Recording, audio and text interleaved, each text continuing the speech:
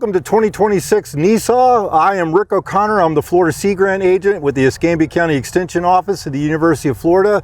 And we are doing a series of videos this month on all the different invasive species in the coastal areas and how to identify them and manage them. Today we're going to be talking about this plant, and our expert is Emma McKee with the Longleaf Alliance. And I want to thank you for coming today, Emma, and tell us a little bit about Longleaf Alliance and what you guys do. Yeah, thanks for having me, Rick. Like he said, my name is Emma McKee. I work for a nonprofit organization called the Longleaf Alliance. We just celebrated 30 years. We were established in 1995 out of Auburn University, and then we kind of co-informed with the Nature Conservancy, and that's when the Longleaf Alliance was really formulated. And then we created different crews to target areas and restoration efforts like the reticulated flatwood salamander, red cockaded woodpecker, and natural land areas. And that's where invasives management comes into play.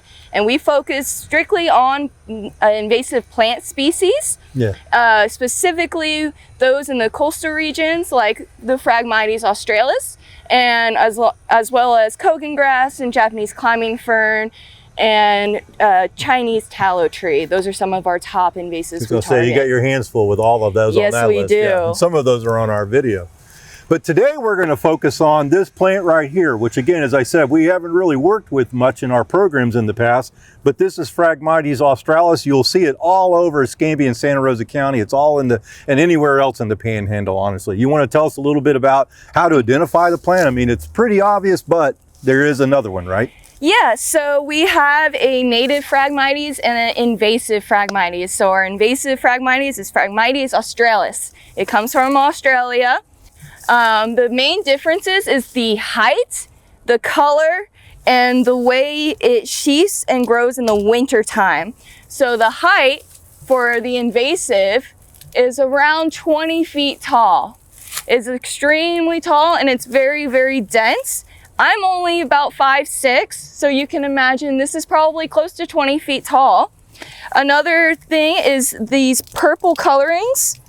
Our native Phragmites has a blue, tan, brown coloration, while the invasive has this beautiful red, purple coloring. Another difference is you see all these sheaths coming off? It just comes straight off of this. You can see here, one starting to come off, breaks away super easily. And that's an indicator that this is our invasive Phragmites, not our native. The native ones, it stays on and provides home and habitat for a lot of our native bugs and birds. Another difference that's a little more difficult is the seed heads. So the seed heads are a lot bigger and bunchier on the invasive, and on the native, it tends to only grow on one side and lean to one side.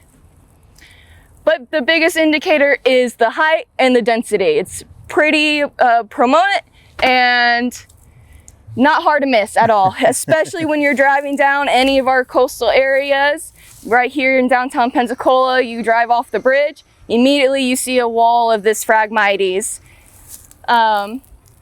Now, one of the things we talk about is to be an invasive, there's an issue or a problem. Obviously, one is the block of the water view. Yes. Somebody spent a lot of money to have a water view home, and then this starts growing up.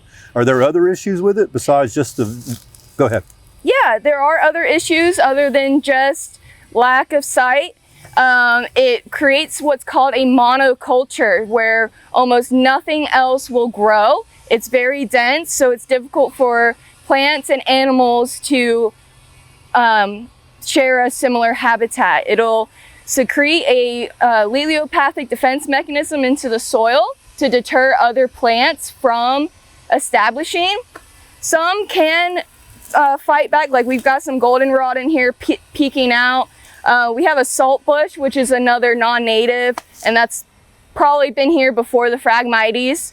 But as you can see, there's really nothing growing inside the Phragmites. It's just right on the outside, and it's mostly just dollarweed and looks like just a grass. So it doesn't really have a big variety of habitat and plants in here. It spreads by rhizomes as well. So actually, in the water, you'll see its roots spread out. I mean, up to, I think 70 feet is the longest one recorded. And that can create issues and maintenance problems at boat ramps.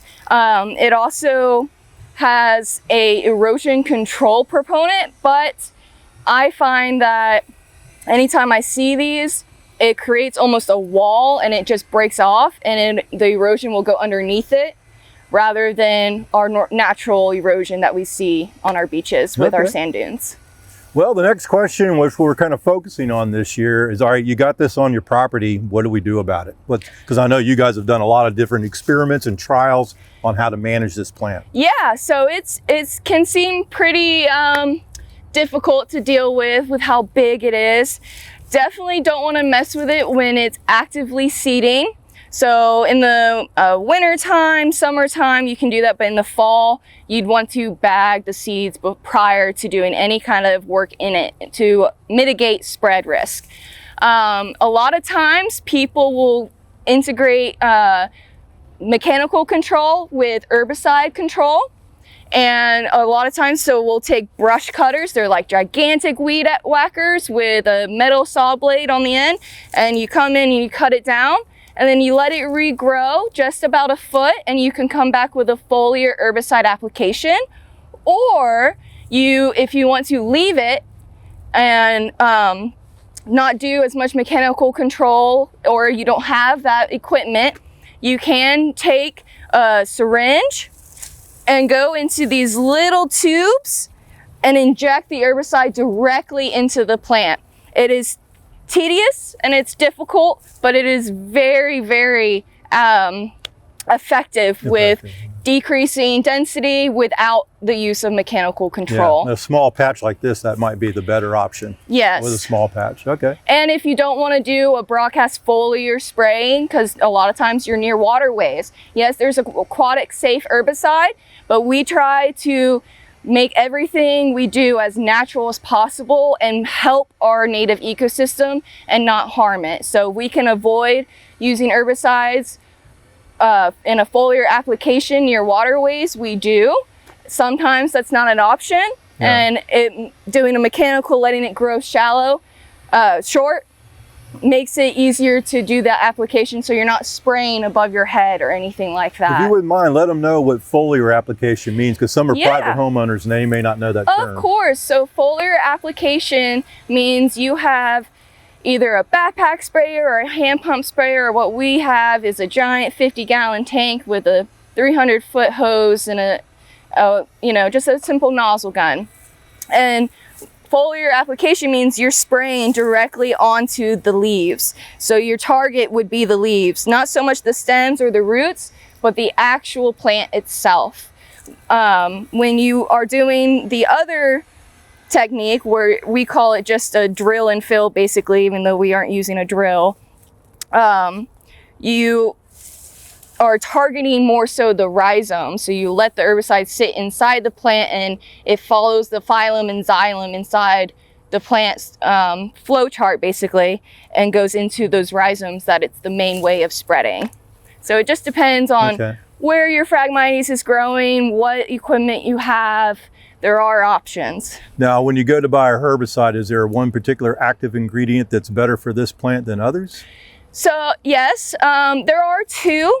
I found that using an active ingredient imazapyr is very effective. It can be a little pricey, but there is an aquatic and terrestrial safe imazapyr that is very useful for situations like this, where the plant is half in the water and half on land. So it worked really well for that direct injection technique.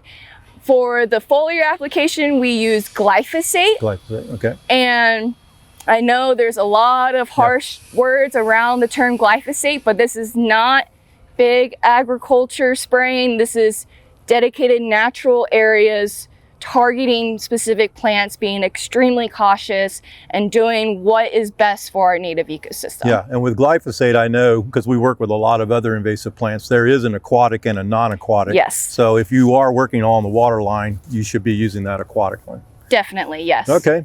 One last question, as far as treatment and all of that, it's probably not a one and done. They're probably going to have to come back and treat again. Is that right? Yeah, unfortunately, like with most invasive species, plants and even animals, it is a ongoing project.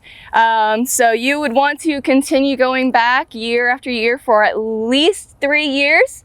Most times it's recommended to go up to 5 years. And that's with basically any invasive plant management. Yeah, that's true. Yep. All right. Well, I thank you very much for coming. And again, to let the public know, if you have any questions about this plant to confirm identification or questions about management, you can contact the Longleaf Alliance or the Extension Office here in Escambia County, or any Extension office, and we'll give you information to help you solve your problem. Thanks, and we'll see you at the next one. Thanks.